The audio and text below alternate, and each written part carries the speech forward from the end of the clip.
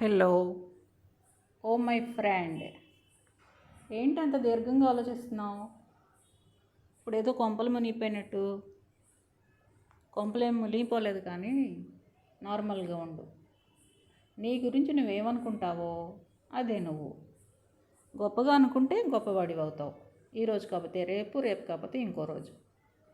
నిన్ను నువ్వు తక్కువగా అంచనా వేసుకోకు, ఓకేనా? అలాగే నువ్వు ఎవరితో ఉంటావో అదే నువ్వు. మంచి వాళ్ళతో ఉంటే మంచోడివి, చెడ్డవాళ్ళతో ఉంటే చెడ్డోడివి. తాటి చెట్టు కింద పాలు తాకినా కళ్ళనే అనుకుంటుంది ఈ ప్రపంచం, నీకు తెలియదేమో. అలాగే చెడ్డవాళ్ళతో ఉన్నప్పుడు నువ్వు కూడా చెడ్డవాడిగానే గుర్తించబడతావు. కాబట్టి అలాంటి సరౌండింగ్స్లో నువ్వు ఉండకూడదు. వజ్రం ఎక్కడుండాలో అక్కడే ఉండాలి, రాళ్లతో కలిసి ఉండకూడదు. అలాగే నువ్వేం తింటావో అదే నువ్వు. కారాలు మసాలాలు తగ్గించి సాధ్యమైనంతలో సాత్విక ఆహారం తింటే ఆరోగ్యానికి మంచిది. కోడి మేక లాంటి మోగ ప్రాణులు కొంచెం క్షేమంగా ఉంటాయి, వాటికి మంచిది. అర్థమవుతుందా?